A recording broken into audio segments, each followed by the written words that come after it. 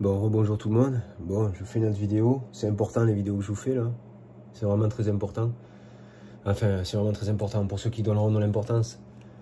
Vous savez, quand on est à une période comme celle-ci, cosmiquement parlant, on est dans ce qu'on appelle la fin des temps pour l'homme social. D'accord? Donc, comme j'ai partagé un peu plus bas, j'ai dit qu'on ne jugeait pas un capitaine à son commandement, mais un bateau à sa trajectoire. D'accord? Et que quand on voit qu'un bateau s'apprête à couler, c'est tout l'équipage qui coule. Donc c'est pas la peine d'essayer de juger ceux qui sont sur ce bateau.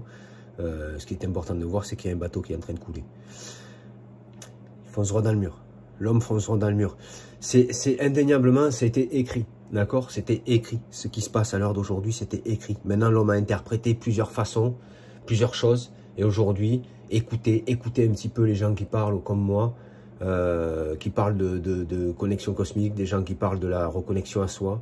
Et vous comprendrez un petit peu plus ce qu'il en est. Donc déjà, je vais vous dire un petit peu, quand je vous parle de la fin des temps, je vous parle donc de ce paradoxe que l'homme se crée lui-même, hein, cette réalité avec laquelle il se construit socialement, alors qu'à la base, il n'a pas été créé depuis sa naissance, il a été créé avant sa naissance. D'accord? L'homme a été conçu avant sa naissance. L'homme a été conçu cosmiquement.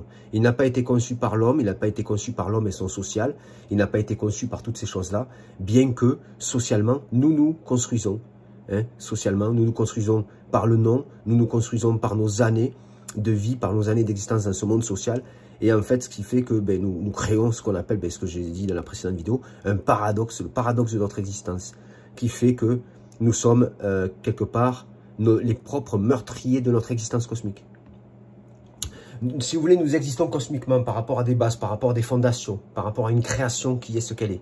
Et nous, derrière, quand nous venons au monde, nous nous recréons quelque part par rapport à une date de naissance. Nous nous mettons à exister par rapport à une date de naissance, par rapport à un nom social, hein, par rapport à nos désirs. Hein. Nous avons des désirs de nous réaliser dans cette société. Nous avons des plaisirs à faire. Nous avons des choses à accomplir socialement pour nous réaliser, mais pour exister socialement.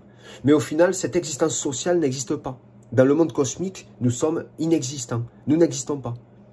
Si vous voulez, pour vous dire la vérité, en fait, au mois de novembre, j'ai eu mon âme, alors c'est mon âme qui me dit, ou c'est mon esprit qui a dit, j'existe, yes, enfin, ça y est, j'existe. Voilà. Ça, c'est ce que j'ai eu un matin au réveil, au mois de novembre. Alors, je ne l'ai pas partagé, je voulais le partager, je me suis dit, mais pourquoi partager ça? Ils vont me dire qu'eux aussi, ils existent. Mais quelque part, ça dépend.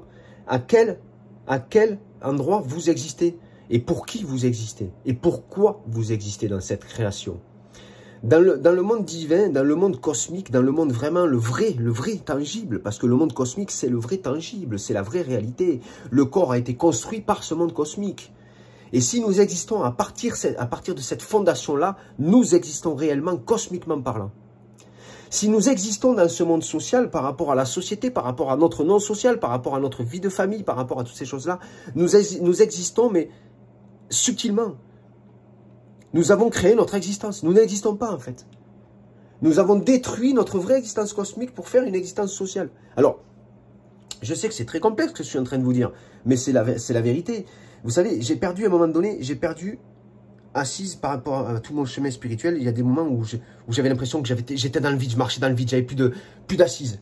Normal, mon ego s'était habitué à avoir des assises psychologiques, sociales. Et c'est ce que le divin m'a fait détruire. Le divin m'a fait détruire tout ce qui était construit socialement. De par mon nom, de par mon prénom, de par mon mode social, de par mes plaisirs, de par mes satisfactions. Non, il m'a fait faire un chemin spirituel pour me détacher. Donc on perd carrément l'équilibre à un moment donné. Heureusement que j'étais accompagné par le divin. Pour me détacher de toutes ces espèces de matrices sociales et pour me rattacher à une vraie matrice. La vraie matrice cosmique. Le monde réel. Vraiment. Pour ce que nous sommes réellement dans cette création. Donc c'est hyper complexe ce que je vous explique, je le sais, j'en ai très bien conscience. Mais à mesure du temps, je pourrai de mieux en mieux vous expliquer ce qu'il en est et vers où nous nous dirigeons. L'homme du futur, c'est l'homme qui a compris que l'homme d'aujourd'hui n'était pas ce qu'il était lui-même. L'homme du futur, c'est un homme qui ne se représente plus à ce que l'humanité est. Vous savez, j'ai dit à un moment donné que j'aimais plus l'humanité. Non, mais j'aime plus l'humanité. Bien sûr que non, mais cette humanité-là. J'aime l'âme de l'homme, mais pas l'humanité qui existe, pas son ego avec lequel il se fait exister. Parce que là-dedans, il n'y a que du faux, du subtil, du mensonge, de l'irréel. Je vous dis à plus tard dans une prochaine vidéo.